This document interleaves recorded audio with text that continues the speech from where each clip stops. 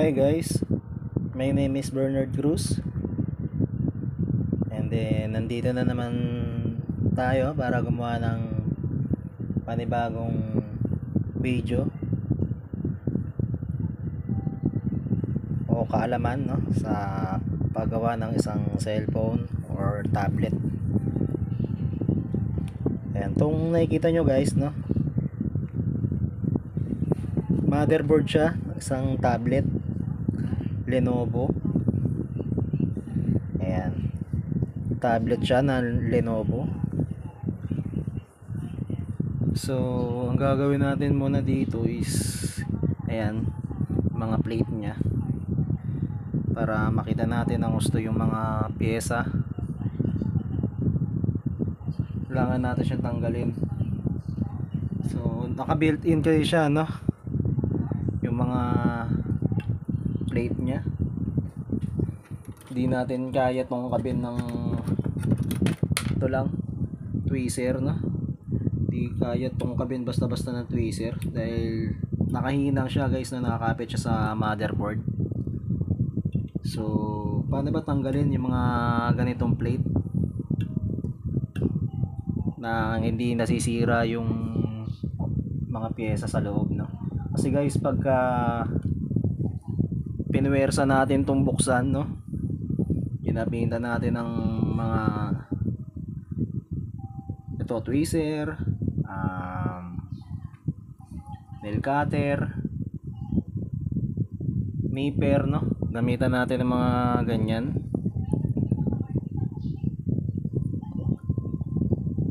Masisira siya guys kapag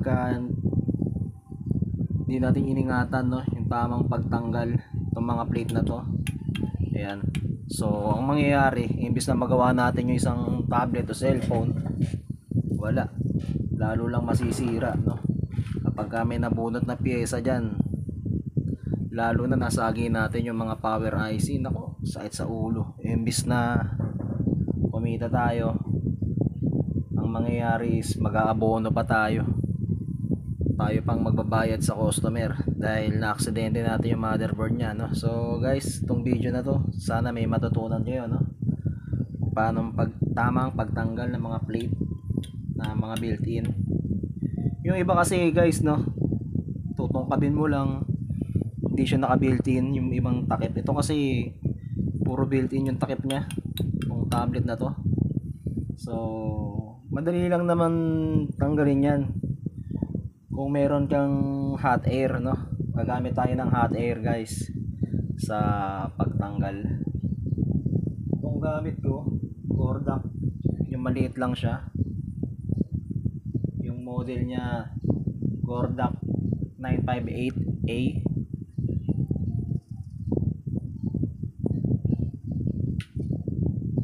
Binuksan ko na. Ang gagamitin nating hangin, yung air nya is number 3, and then yung Celsius nya, yung init, yan na natin sa 350 Celsius, o sa ibang sa ibang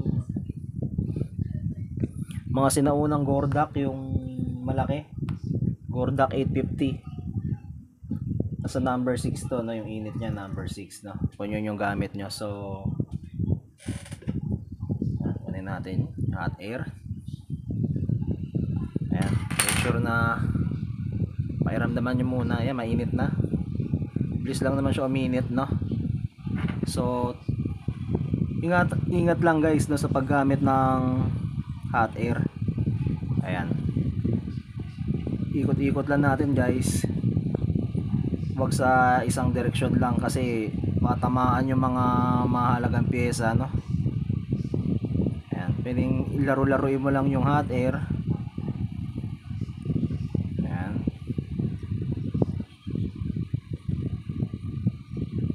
(350 Celsius yung ginamit yung init, and then yung hangin number 3.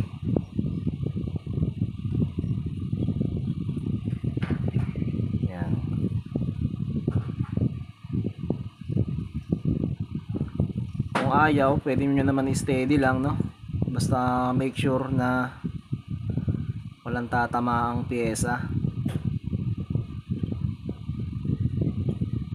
Then hanapin nyo yung pwedeng sikwatin, yung malambot na siya. Ayan guys, hindi ko natanggal yung speaker tuloy kaya nasunog.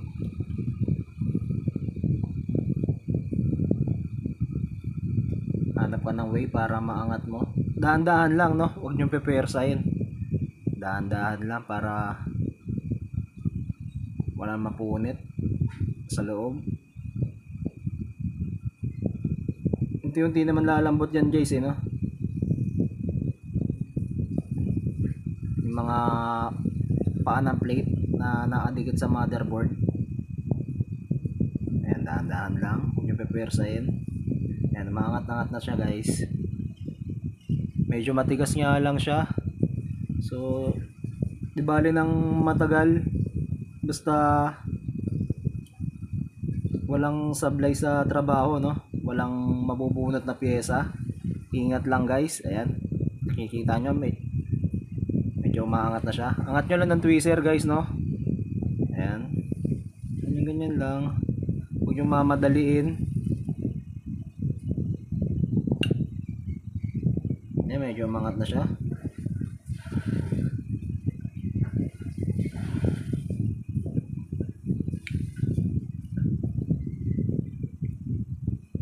Sa ibang gilid naman yung mga hindi umaangat, ayan, tutok nyo lang guys.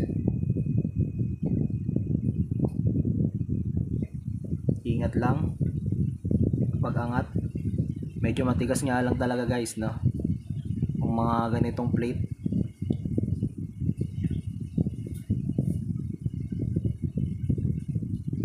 Grabe yung hinang niya, yung kapit sa motherboard.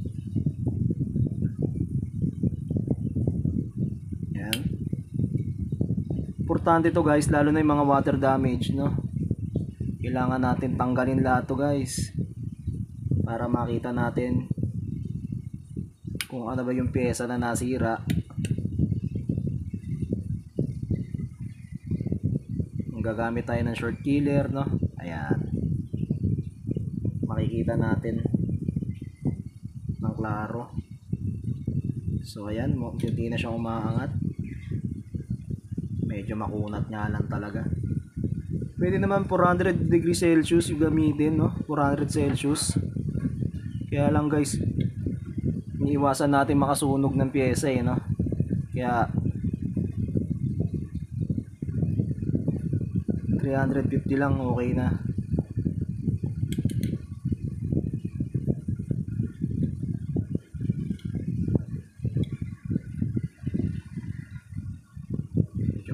Lang talaga. Yun. Yan, dahan-dahan. Kita nyo guys, ayan. Yun, tanggal. Sa plate. Pagka makunat lang talaga. Tsagain nyo lang guys, no? Di bali ng matagal. Basta walang sablay, no? Ay, wala namang nabunot na pyesa. Naman, depende sa inyo kung ano yung gusto nyong tanggalin. Tsaka make sure guys, yung mga camera connector, no, kung meron kayong tape, anti-heat, kulay dilaw na tape, no, make sure lagyan nyo rin para mas safe. Ito kasi di ko na nilagyan. Iingatan ko naman guys na wag tamaan, no, mga connector.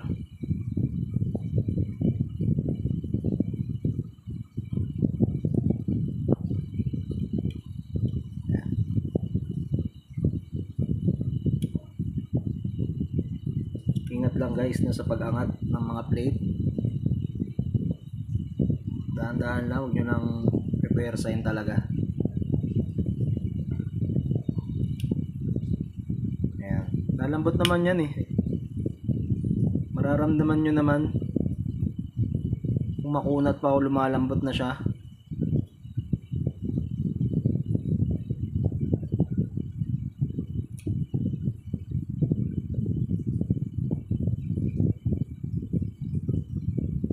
Ayan, pangalawa, maliit, natanggal na.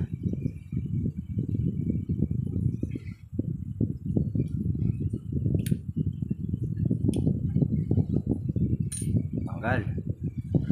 Ito naman.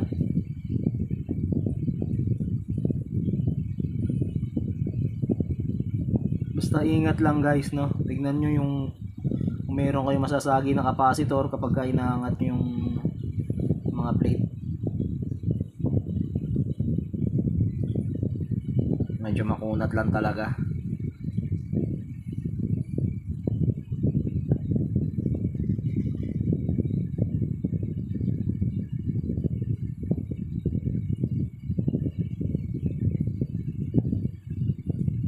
Pwede mo naman dito sikwatin.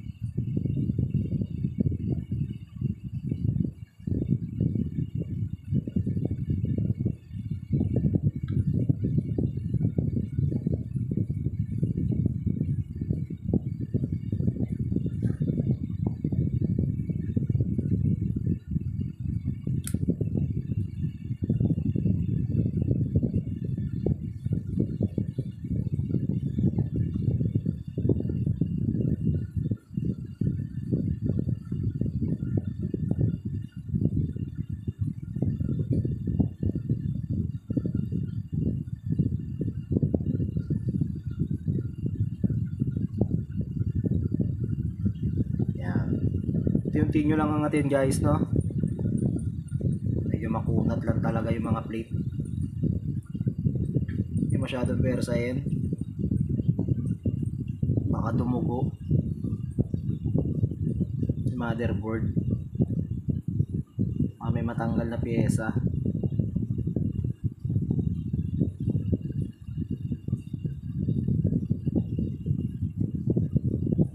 Matay sa kabila.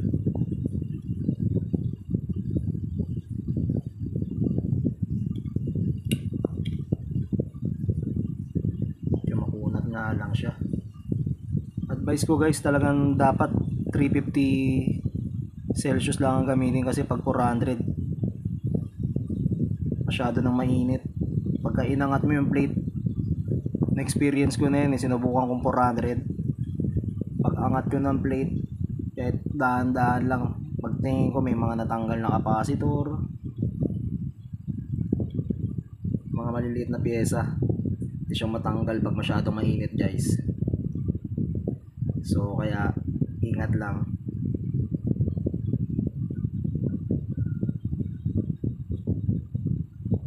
Ayan. Medyo makunat lang talaga.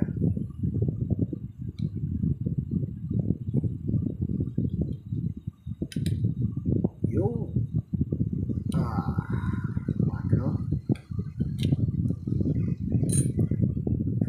So nakita nyo guys, tatlong takip na yun na tanggal natin. Ito, laki na itong iso. Mamaya na yan, pang pinali. Uli, ito munang maliit. Ito munang maliit guys. Mukhang mahihirapan ako dito sa malaki na to eh.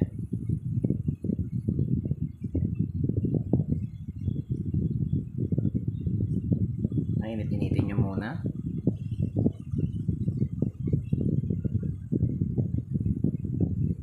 Number 3, yung hangin ng hot air, and then 350 Celsius yung init. Yun lang guys, no. Huwag tayong lalampas para hindi natin mabunot yung mga pyesa sa loob, kasi pag 400 Celsius, ako, langanin.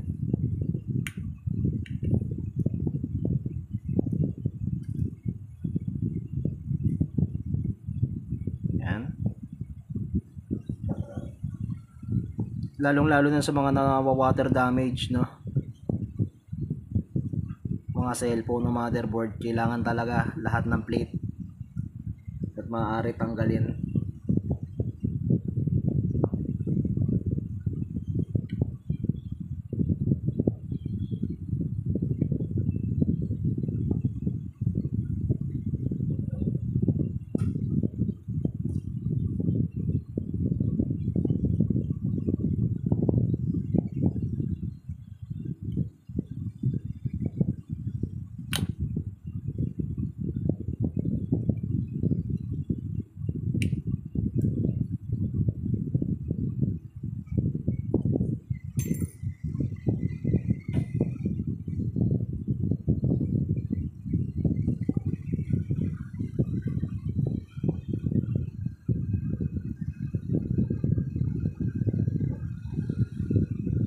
Sabi ko, umangat ah.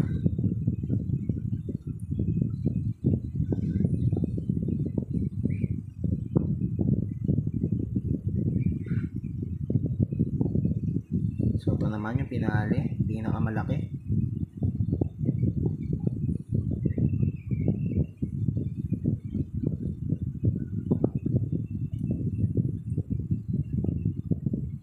So yung sisikwatin, doon muna kayo magano, no? Focus. Doon nyo muna painitan.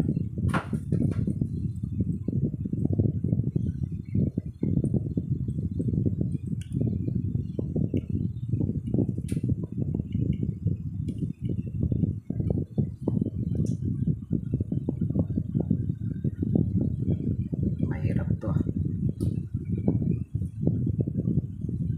Laki.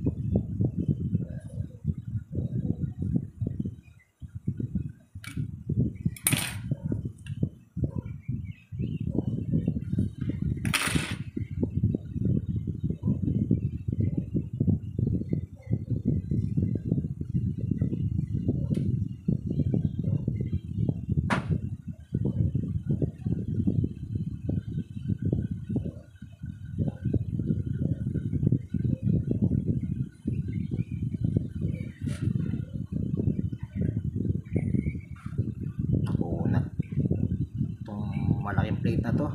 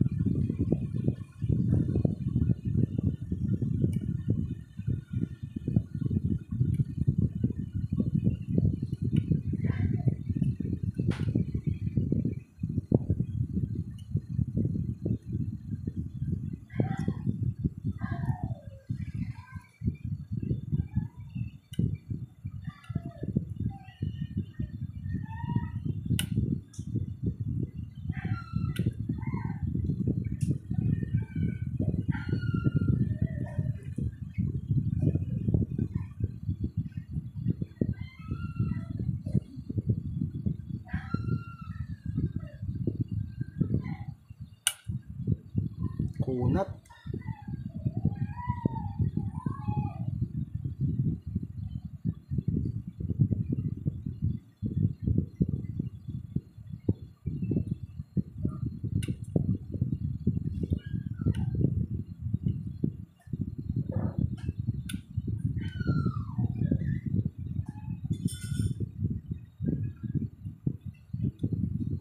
Napakakunat niya guys. Itong uli.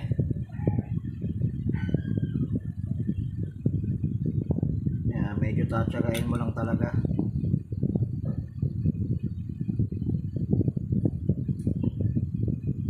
Steady natin.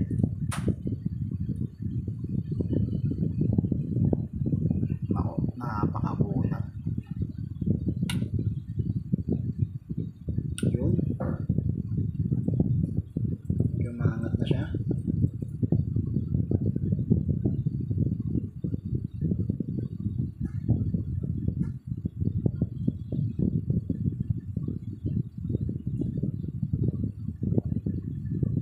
So, unti-unti kang pag-angat guys, na unti-unti naman lalambot yan.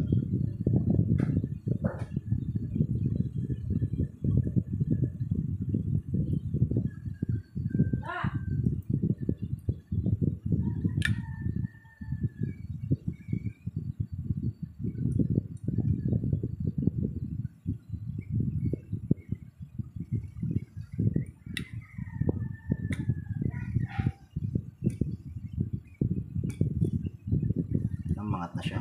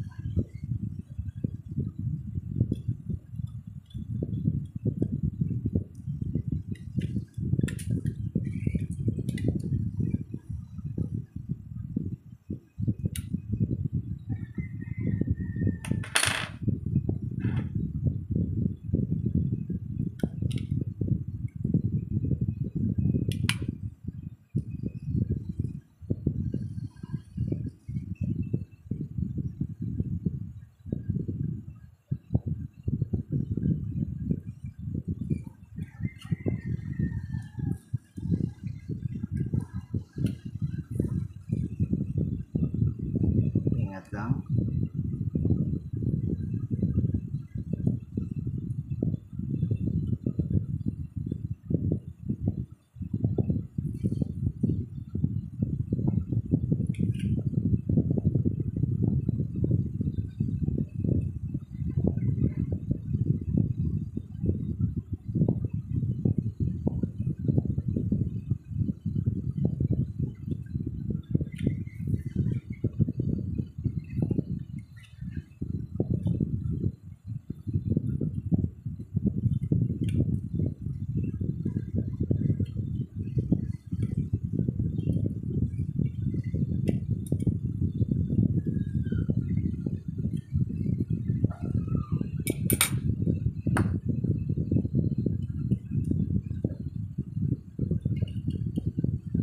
Kakunat.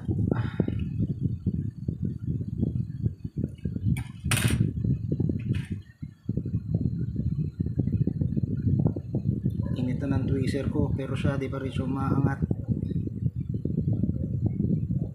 Kaya malapit na to guys. Kailangan lang talaga tiyagain, no?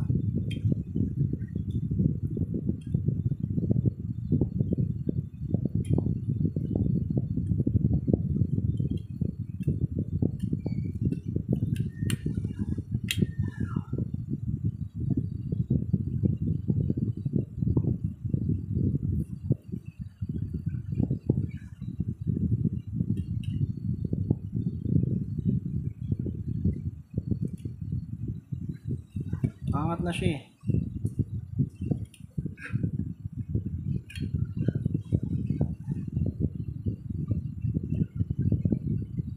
So painitan na lang natin ito na maigi. Then iaangat ko na lang. Yan. Okay na yan. Napakakunat niya.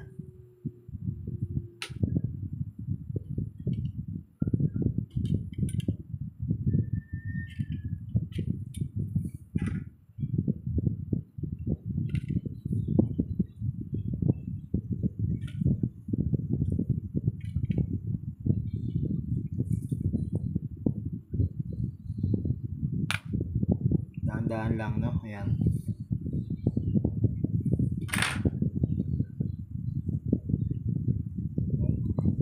Ayan, pwede pa siyang ganun-ganun, laro-laruin mo lang, dahan-dahan lang. Yun.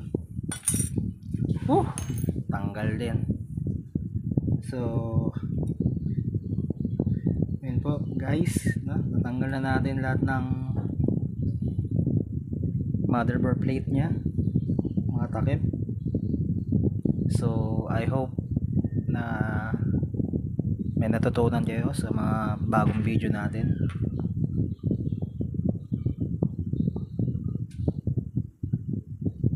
Paki-like na lang po yung ating video, then pakipindot na rin po yung notification bell at yung mag-subscribe na rin po kayo guys, no? para sa mga susunod na video ko ay updated po kayo. Maraming salamat po.